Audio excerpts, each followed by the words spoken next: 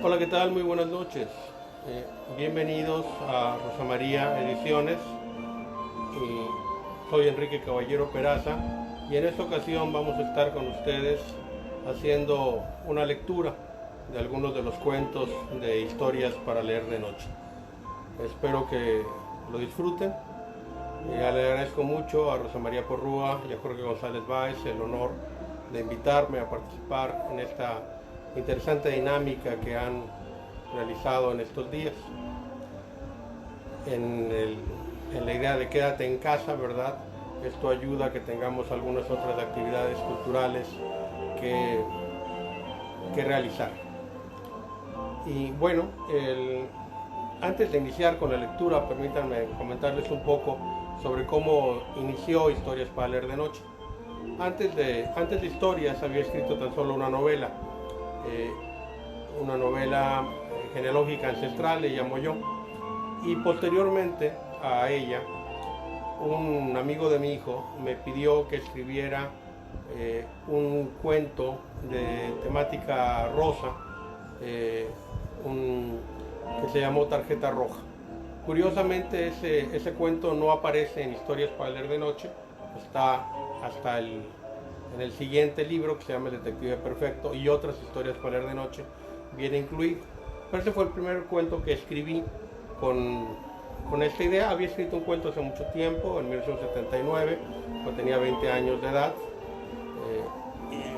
y de ahí me seguí escribiendo cuentos y ya tengo 2 volúmenes de cuentos publicados y algunas otras novelas. Y bueno, pues agradeciendo, ¿verdad?, de antemano, y esperamos que no distraiga el fondo musical, pues vamos a proceder a dar lectura a algunos de los cuentos. El cuento con el que arranco el libro, de hecho, es un cuento que se llama ¿Has visto tu sombra? Y empieza de la siguiente manera.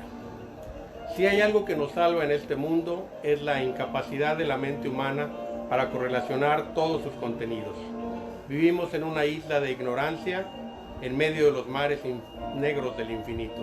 Hay terrores que caminan por los pasillos de los sueños cada noche, que embrujan el mundo de los sueños, terrores que pueden relacionarse con los aspectos más mundanos de la vida cotidiana.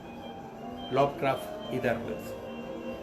No soy una persona miedosa, nunca lo he sido. De niño me reía cuando mis hermanos mayores me intentaban atemorizar con amenazas que yo sabía inexistentes. Tampoco he sido nunca alguien aficionado a la fantasía. Nunca creí en las hadas ni en los unicornios y dejé de tener fe en Dios al mismo tiempo casi que dejé de creer que los regalos de fin de año los trae un viejo gordo vestido de rojo. Tampoco puedo considerarme como alguien valiente. Dicen que para poder demostrar el valor tiene que vencerse en algún momento el miedo. Esto es algo que valdría la pena intentar, pero mi miedo es tan grande que no creo poderlo vencer. Me imagino que han oído ustedes la expresión es tan miedoso que le teme a su propia sombra.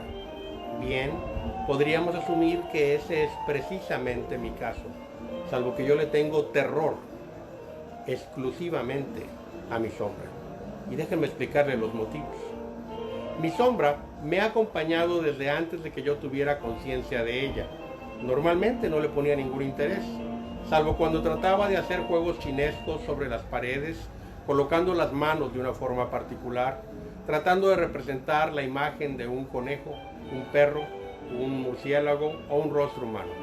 Con excepción de esas contadas ocasiones, llegaba a olvidarme de que mi sombra existía, hasta que un sábado, después de la comida, en una soleada tarde que amenazaba con convertirse en una noche de sofocante calor de verano, caminaba hacia el sur al lado de un muro, sin un libro en la mano, ni audífonos para escuchar música, ni siquiera un buen paisaje que disfrutar.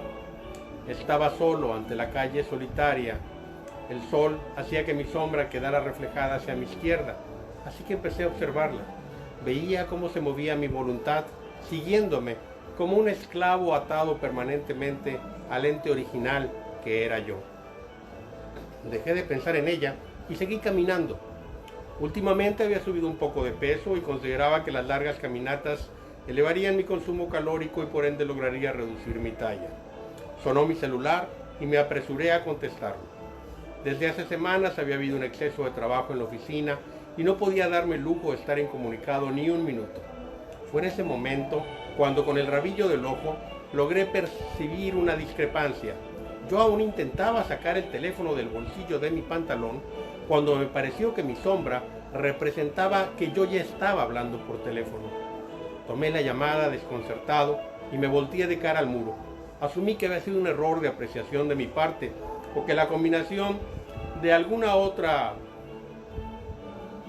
sombra, de un árbol por ejemplo, mientras caminaba, me habría hecho ver eso. Pensarán que estoy loco, pero la verdad es que moví mis brazos alternativamente para constatar que mi sombra seguía mis movimientos. Reí por lo bajo y pensé que sería una buena anécdota para contar a los amigos. Una buena película de Peter O'Toole sobre Enrique II de Plantagenet, siguiendo la lectura de Impostor de Philip K. Dick, que solo abrió mi apetito por el autor, el cual me hizo desvelarme al empezar y terminar la novela El hombre en el castillo. Me hicieron pasar la noche. No pasaban las 8 de la mañana cuando el timbre de la puerta sonó un par de veces. Como pocos conocidos tienen mi dirección y mis verdaderos amigos saben que es preferible llamarme antes que aparecer sin invitación, pensé que podría ser alguna emergencia. Me vestí rápidamente y al abrir la puerta me encontré con una anodina mujer de falda y cabello gris, el cual usaba recogido en un pequeño y amorfo chongo, sin una gota de maquillaje. No tuve que decir una palabra. Sus ojos hablaban de fuego y condenación eterna. Era una testigo de Jehová que estaba difundiendo su, para ella, sagrado mensaje. Con una devoción desbordada, debía ser nueva en la ruta.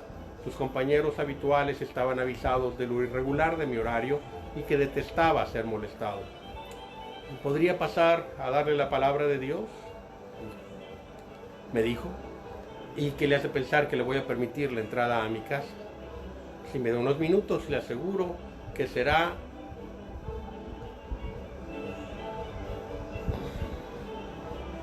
una experiencia interesante y una excelente inversión para su alma. Yo no tengo alma, señora, señorita, y todos tenemos alma. Lo siento. No se preocupe, sé que no soy tan joven. No me estoy disculpando. Lo siento por usted.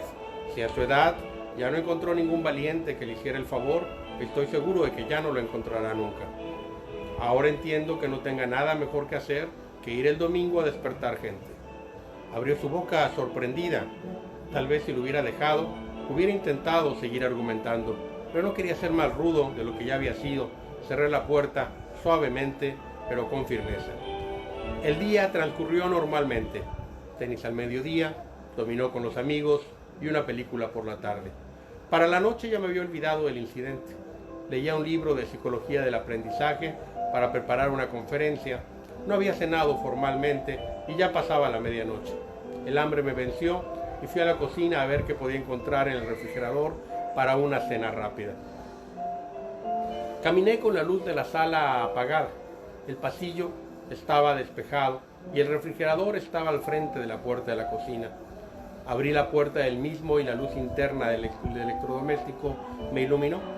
Durante un segundo pude ver cómo la sombra de mi mano se adelantaba a tomar un pedazo de queso que había dejado sobre un plato en el estante del medio. Brinqué hacia atrás, prendí la luz de la cocina y ahí estaba otra vez todo normal. Perdí el apetito, tomé una copa, la llené con armagnac y la tomé de un solo trago. Me serví otra. Esta fue degustada más lentamente en el interior de mi habitación, acompañada con un cigarrillo sin filtro. No pude dormir. Tuve que rebuscar en el cajón de las medicinas para encontrar en el fondo un comprimido de 2 miligramos de flunitrazepam que acompañé con el alcohol. Finalmente pude conciliar el sueño. Al día siguiente, inmerso en la rutina cotidiana y en un agotador ritmo laboral, pude olvidarme de la sombra por momentos. La luz artificial de la oficina, que emanaba directamente en todo el falso plafón, no daba mucho margen a que se formara una sombra, y las llamadas, algunas urgentes y otras sociales, me hicieron escaparme de la realidad durante un tiempo. Dejé de pensar en la sombra, pero ella estaba ahí, junto a mí. unida conmigo. Al llegar a mi casa, en el silencio y soledad de la habitación, el miedo empezó a ser presa de mí. Además, mi dotación de cigarrillos se había agotado y fumador como soy de 3 cajetillas diarias, era impensable que podría dormirme sin mi dosis habitual de nicotina.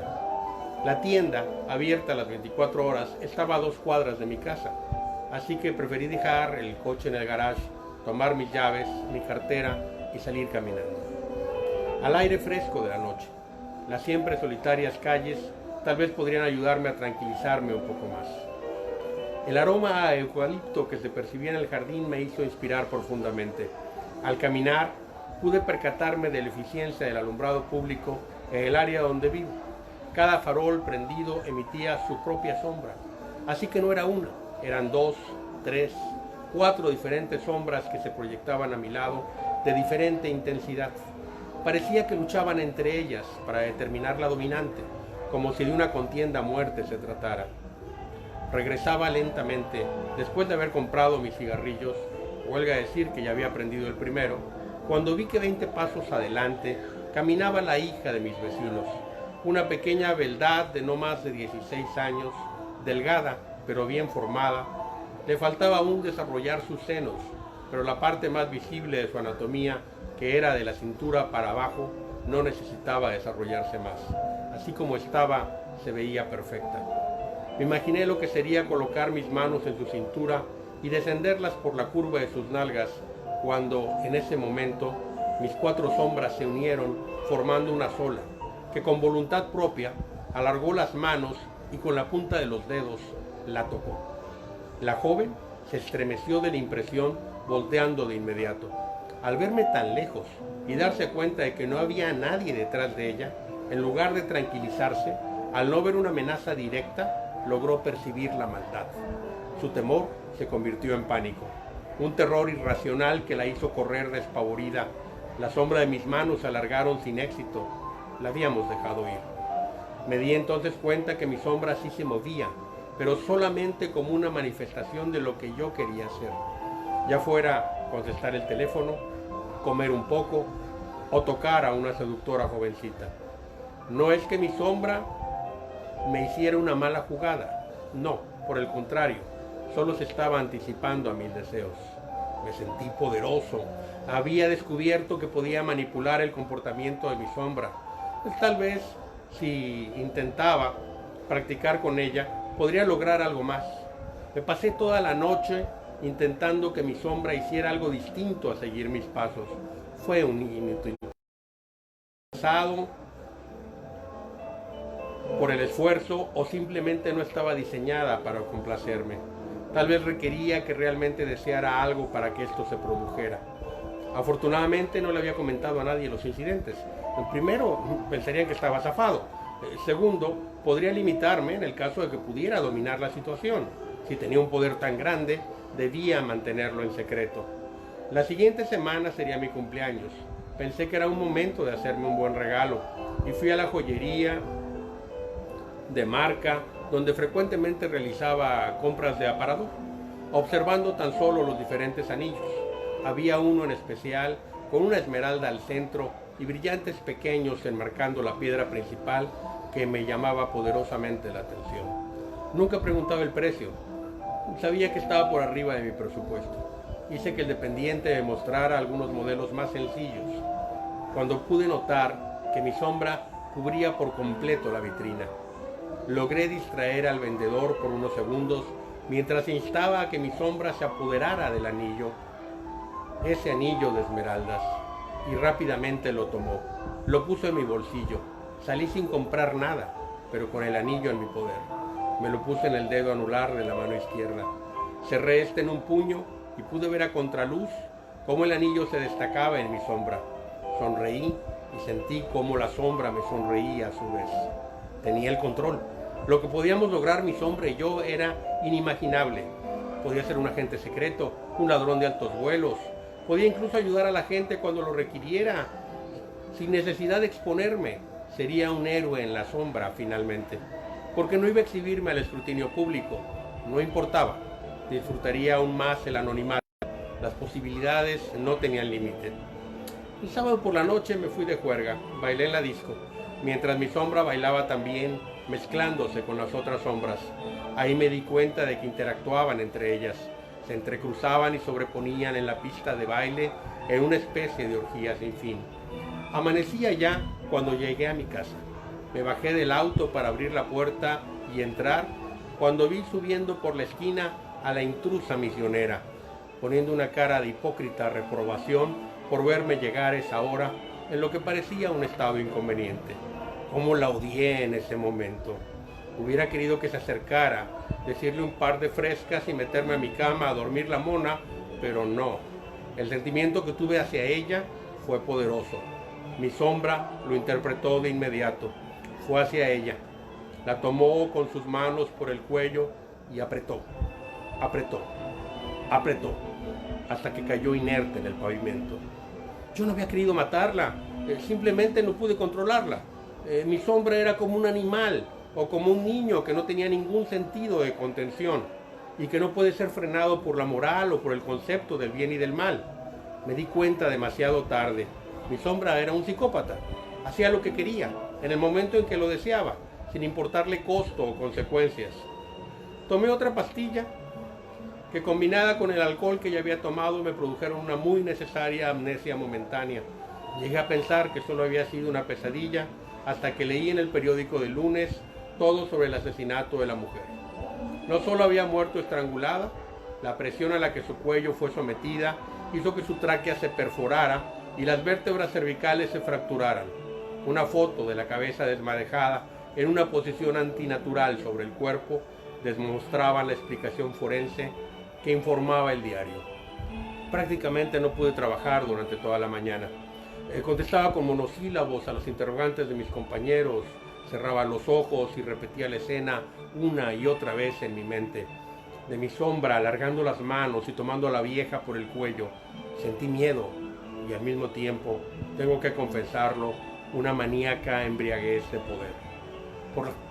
Por la tarde ya no tenía fuerza, ni la voluntad para pararme de la cama.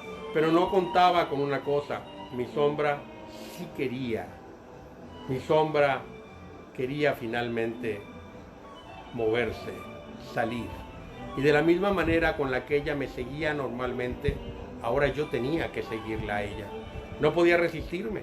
Era como si mis articulaciones estuvieran unidas por hilos invisibles de titiritero. Ya no tenía yo control sobre mi sombra. Ella tenía control sobre mí. El esclavo ahora era yo. Cuando venía de regreso, después de una larga caminata, vimos a mi joven vecina. Adivinando las intenciones de mi némesis, alcancé a gritar: «¡Corre! ¡Huye! ¡Métete a tu casa! ¡Aléjate de mi sombra!». La sombra, molesta probablemente por lo que supuso era una traición de mi parte, me obligó a acercarme a ella, a la joven. Dispuso de mi cuerpo a su voluntad, y las manos que se cerraron sobre el cuello de la chica ya no fueron las de mi sombra, eran las mías, como reflejo de lo que ella ordenaba. Dejé caer a la chica muerta a mis pies y corrí a la casa. Tenía que hacer algo, no sabía cómo, pero tendría que vencerla. Me metí a mi recámara y apagué todas las luces. Si no había luz, no habría ninguna sombra proyectada. Acabaría con el problema. Pero no. Una vez que las luces estuvieron apagadas, me sentí rodeado no solo por mi sombra, por legiones de sombras, esperando surgir. El mal se manifestaba alrededor mío en su forma más pura. Entraba por mi nariz, asfixiándome, poseyéndome. Alguien tenía que ayudarme. No soy religioso, pero hasta un exorcismo hubiera aceptado en ese momento de buen gusto. Hablé con mi médico de cabecera y tan solo le dije que requería ayuda. Mientras esperaba, prendí todas las luces de la casa, todas sin excepción. Al prender todas las luces, esperaba que las lámparas que me iluminaran desde diferentes ángulos iban a poder evitar producir sombra alguna. Tenía fiebre alta, estaba sudoroso por el calor de las lámparas y temblaba hasta la última célula de mi cuerpo. Cuando mi médico llegó, me negué a que me sedara. Le grité exasperado que yo no había sido, que toda la culpa era de mi sombra. Llamó al hospital. Llegaron 2 enfermeros y me colocaron una camisa de fuerza. No sé cuántos días me mantuvieron con sedantes y tranquilizantes mayores. Resulté acusado de los 2 asesinatos. Mi abogado defensor me informó que alegaría locura temporal por estrés laboral. Seguramente saldría libre. Yo estaba al borde de un estado catatónico cuando pude percibir algo totalmente inusual que me hizo reaccionar de inmediato. No tenía sombra. No importaba la posición en que me pusiera contra la luz, no emitía sombra alguna. Eso me hizo de entrada tranquilizarme. Al principio quise comentar sobre el hecho a mis enfermeros, al médico y al abogado, pero nadie me puso atención. Todos pensaban que eran los desvaríos enfermos de una mente desequilibrada. Pedí mi computadora para poder escribir y me la dieron, esperando que eso me librara un poco de mis obsesiones. Después, mi tranquilidad se convirtió en angustia. Me di cuenta que no era que mi sombra ya no existiera, solo es que había escapado de mí. Se había desprendido de su origen, había evolucionado. Ya no era mi sombra, era la sombra, con mayúsculas. Ya no era útil para ella de ninguna manera. De hecho, era un estorbo. Yo podía, en un momento dado, contar lo que sabía de ella. No quería ni imaginar lo que podría haber hecho estando suelta. Tenía que intentar detenerla. Y por eso empecé a escribir este relato, como una advertencia. Sé que ya es demasiado tarde para mí, pero tal vez no lo sea para ustedes. Traten al menos de ser posibles de vigilar de repente a su propia sombra. La mía puede estar en cualquier casa, quizá ahí en donde alguien lee estas líneas. Para mí ya no hay futuro. Por debajo de la puerta puedo ver cómo se desliza una sombra oscura, negra, llena de rabia, de odio y de sed de sangre. Se incorpora y toma forma delante de mí. Sé bien lo que hará. No hay escape posible. Ya siento cómo me toma por el cuello y empieza a apretar, apretar, apretar. Y pues este es el primer cuento con el que empiezo el libro. Has visto mi sombra. Y pues hay varios otros. Todavía creo que tenemos un poco de tiempo para que les leyera algo más. Sigue un cuento de ciencia ficción que se llama Roboerótica, que vamos a dejarlo para otra oportunidad, y un cuento que me gusta mucho que se llama Meow, pero es bastante largo. Es una historia autobiográfica escrita por mi gato. No la escribí yo, la escribió mi gato. Ahí explico cómo es que lo escribe, pero también es sumamente largo.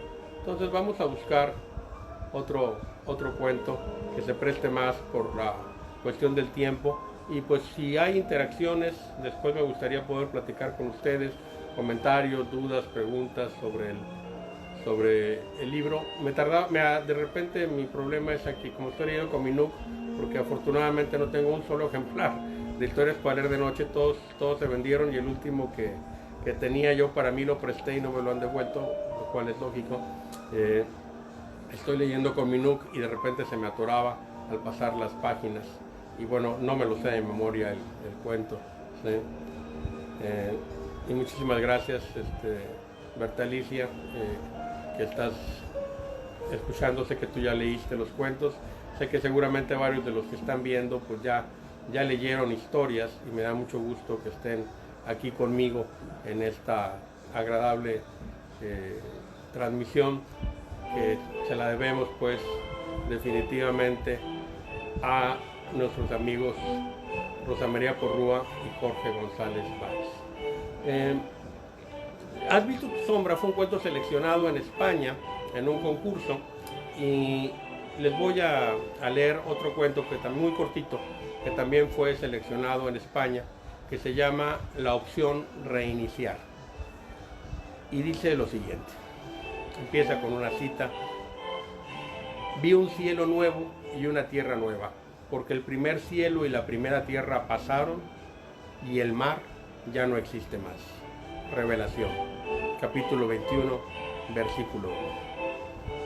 Después de crear el universo, Dios se encontraba terriblemente aburrido. La rebelión de Luzbel había sido ligeramente entretenida, y el enviar a su único hijo a manifestarse como uno de ellos entre los humanos había sido una maniobra apasionante, sobre todo al principio. El final había resultado demasiado dramático para su gusto. había dejado la opción de libre albedrío precisamente para ser sorprendido ocasionalmente. Sin embargo, el ser humano era tan predecible, rey tras rey, guerra tras guerra, todo era un continuo círculo vicioso. Las bajas pasiones, los mismos odios, las pequeñas alegrías, pues todo era repetido por diferentes personajes con los mismos resultados. Una posibilidad pues era la creación de un nuevo universo alternativo que trajera mayor riqueza y color, un sabor diferente, y consideró diversos proyectos como un tipo de vida basado en el silicio o la interacción entre la especie humana y alguna de las otras que se encontraban a millones de años de luz del planeta Tierra. Finalmente podía también empezar de nuevo el mecanismo de entropía que había integrado en el programa de su universo. Eso le daba una garantía de que este era finito. Podía alejarse unos cientos de miles de millones de años y esperar que el universo se terminara en virtud de la segunda ley de la termodinámica, que indica que el tiempo todo lo agota. Aunque claro, él siempre podría revertirlo. Después de todo, era omnisciente, omnipresente y omnipotente. Sin embargo, para que la entropía se hiciera cargo faltaba mucho. La información corría demasiado lenta para su gusto. Dios estaba cansado, así que hizo lo que consideró conveniente. Oprimió las teclas Control, Alt y Del de manera simultánea. El universo se reinició y las estrellas se fueron apagando una a una. Jorge, estoy escuchando un poco de Mozart y lo estoy haciendo porque resulta que hay fiesta muy cerca de mi casa, en la casa de al lado, y hay algo de música, entonces estoy tratando de enmascarar la música de ellos con la mía y espero que esté funcionando, ¿sí? Porque sí, y no pude comunicarme con ellos para que bajaran el sonido, entonces por eso estamos utilizando esta argucia y pues estamos tratando de disfrutar un poco de música. Sí. Y pues creo que tenemos tiempo todavía. Si les parece, voy a leer 2 cuentos más, cortitos, y ya nos despediríamos. Mis hijos en una ocasión me retaron. Decían, a ver, papá, ¿tú puedes escribir un cuento sobre cualquier cosa? Y digo, bueno, pues más o menos, ¿no? ¿Y en cuánto tiempo puedes escribir un cuento? Pues tú dime en cuánto tiempo quieres que yo escriba un cuento, ¿no? Entonces me dijeron, ¿puedes escribir un cuento en 5 minutos? Y bueno, pues vamos a intentarlo, claro. Ok, escríbeme, me pidió mi hija, dice, un cuento de 5 minutos, pero que sea una fábula como las de Esopo. Y yo escribí lo siguiente. Fábula al Esopo, la iguana y el armadillo. Estaban verdes, dijo la zorra, Esopo. Se encontraban solos al lado de la carretera. Veían pasar los autos con gran rapidez. La iguana tenía todo el cuerpo afuera, del pequeño risco donde acostumbraba esconderse. El armadillo estaba cerca de un tronco seco, mimetizando su presencia inmóvil. ¿Qué haces, iguana?, le preguntó el armadillo. ¿Por qué te encuentras tan sola? No estoy sola, tú estás conmigo, respondió la iguana. Oh, de acuerdo, aquí me tienes, soy tu amigo, pero ¿no te hace falta un garrobo? El último que vi fue hace meses. Se lo llevó uno de las gentes del pueblo. Lo atrapó vivo y solo vi cómo coleteaba amarrado de sus patas. Creo que iban al mercado. ¿Habrá terminado siendo una mascota de algún niño o simplemente lo habrán hecho en mole?, dijo la iguana. ¿Y tu armadillo? Tú también estás solo. Eres el único armadillo que he visto en mucho tiempo. Yo tuve una familia, hijos, nietos. A todos se los fueron llevando uno por uno. Supe que algunos se los comían y a otros simplemente los usaban para vender su caparazón barnizado, dijo tristemente el armadillo. Ahora soy yo el último de mi especie. Lástima que no podamos formar una familia tú y yo, bromeó coqueta la iguana. Curiosa pareja haríamos, dijo el armadillo, aunque dicen que para el amor no hay barreras. Desde lo lejos, Juan y Pedro, armados respectivamente con una resortera y con un rifle calibre 22, apuntaban a sus presas. Juan a la iguana y Pedro al armadillo. La iguana y el armadillo se encontraban enfrascados en su conversación, valorando la posibilidad de una relación entre ellos, la cual nunca hubiera pasado de ser un amor platónico. La iguana descendió cerca del tronco. El armadillo tímidamente se acercó intrigado, viendo la intención de la iguana que parecía querer culminar con un beso. Los dos adolescentes dispararon sus armas al mismo tiempo. Estas dieron en los blancos y al lado de la carretera quedaron inertes los cuerpos del armadillo y de la iguana. Ambos serían aprovechados, se comerían la carne y después los rellenarían para venderlos como recuerdo a los turistas. Los últimos miembros de su especie pasarían a ser un plato de comida y dos animales disecados. Juan y Pedro vieron por última vez a un armadillo y a una iguana. Hoy solo los conocemos en las imágenes, en las fábulas y en los recuerdos de nuestros ancestros. Moralejas: tenemos que cuidar nuestro entorno y nuestra diversidad. Si actuamos de manera irresponsable, podemos acabar con la naturaleza que nos rodea. Segunda moraleja: la soledad nos hace valorar alternativas insospechadas. Y bueno, así quedó. Este cuento lo hicimos tal cual en esos 5 minutos. No le aplicamos ninguna corrección. Quedó tal cual. Un saludo, Abraham Diamond, mi querido compadre. Un gusto que estés por acá siguiendo nuestra transmisión. Y bueno, pues vamos a terminar con otro cuento que también fue seleccionado en España, ¿sí?, que se llama Previsión ante todo. Es que lo tengo un poquito más adelante aquí en mi NUC. Vamos a buscarlo, y en lo que lo buscamos podemos seguir platicando de otras cosas. De Historias para leer de noche hemos sacado 2 ediciones pequeñas.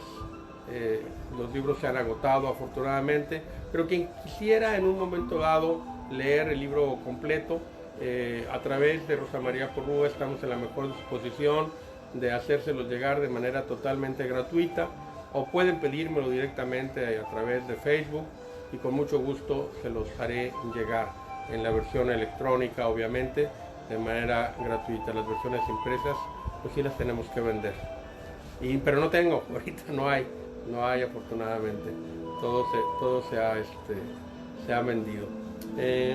Seguimos escribiendo. De hecho, lo último que escribimos en las vacaciones de diciembre fue un libro que se llama Ecuaciones a través del tiempo, que son 26 ecuaciones, si mal no recuerdo, donde obviamente hago un estudio, un análisis de la historia de cada una de las personas que hicieron la ecuación y la importancia de la ecuación en el marco histórico y en el desarrollo de la humanidad.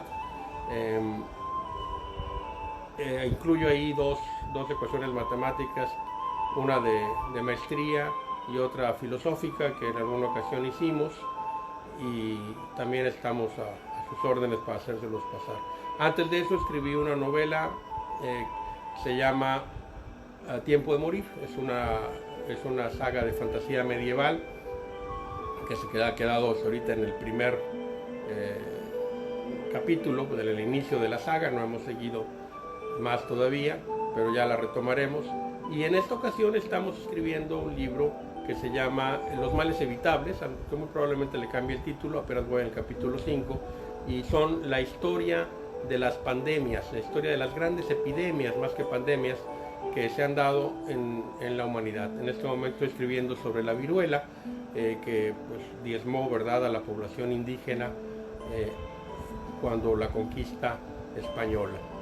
Y es interesante ver cómo pues se repiten, ¿verdad?, las mismas acciones de los gobiernos, se repiten, en ocasiones negarlo, en ocasiones no hacer lo suficiente, y posteriormente pues también el no reaccionar a los diferentes problemas que se pueden presentar económicos para poder sacar adelante a la sociedad.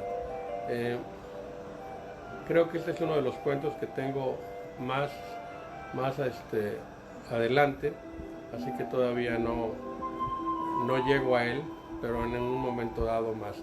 Si hubiera alguna otra pregunta, algún otro comentario, mientras tanto, para seguir interactuando con ustedes, sería excelente, ¿sí?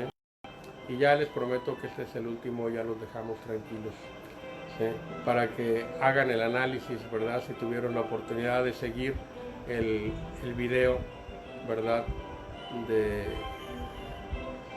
nuestro presidente, que va a ser muy interesante hacer el análisis de qué se va a hacer y hacia dónde vamos sobre todo en el ámbito económico, que es muy importante que haya una respuesta inmediata para que nuestra economía no se vea seriamente afectada. Después de Historias para leer de noche, también, como les dije, hay un libro que se llama Detective Perfecto y otras historias para leer de noche.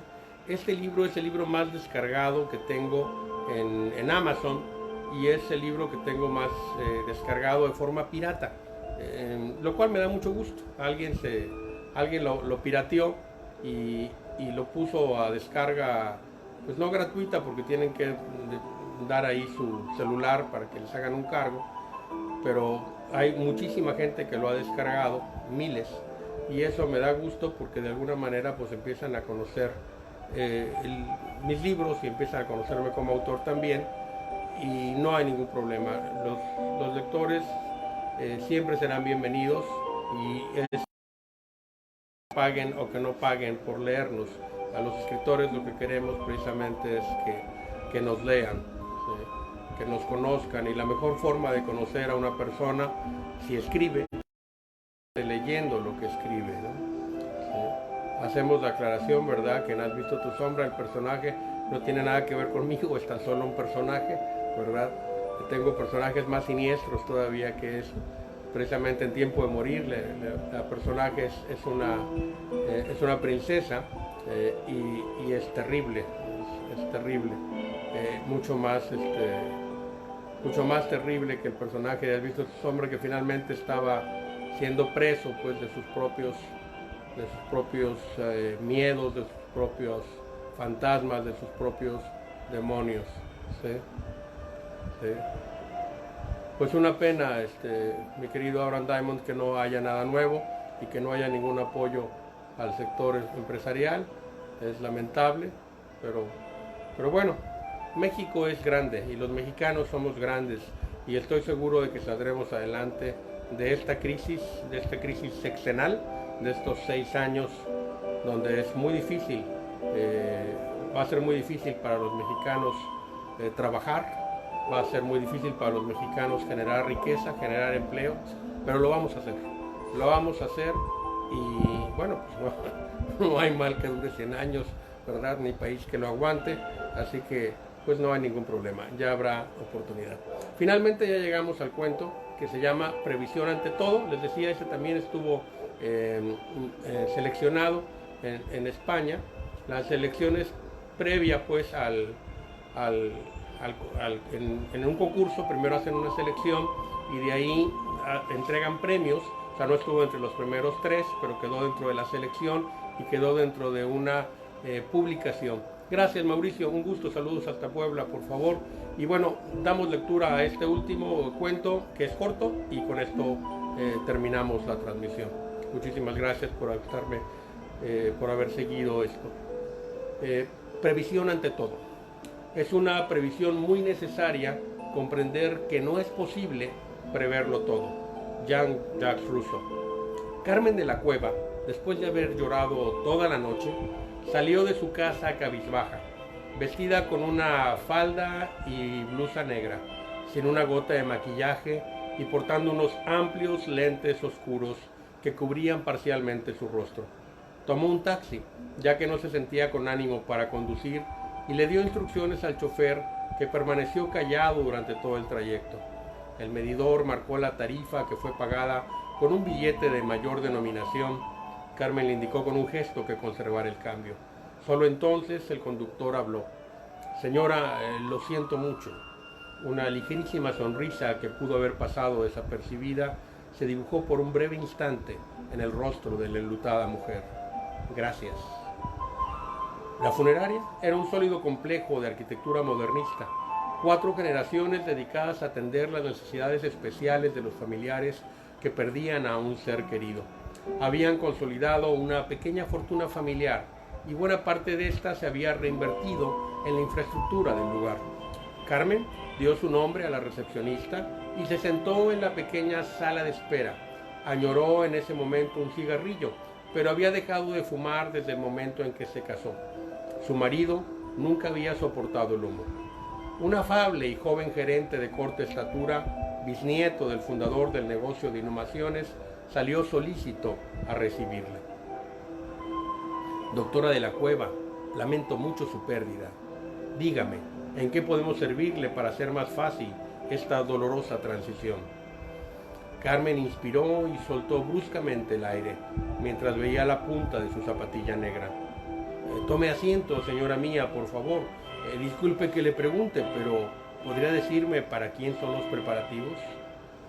Carmen escrutó la mirada de su interlocutor mientras asentía suavemente con la cabeza. Sí, claro, son para mi marido. Doctora, cuánto lo siento. Recuerdo que apenas hace una semana coincidimos en el día de campo del Club Rotario y los vi tan alegres juntos. Era una pareja tan hermosa. ¿El deceso fue algo súbito? Carmen, ya sentada, oscilaba la cabeza en un movimiento de negación, sin decir palabra. Su imaginación voló y recordaba a Laura, una de sus amigas, diciéndole: no te cases, tu novio es demasiado rígido y controlador. Hay algo en él que no me late.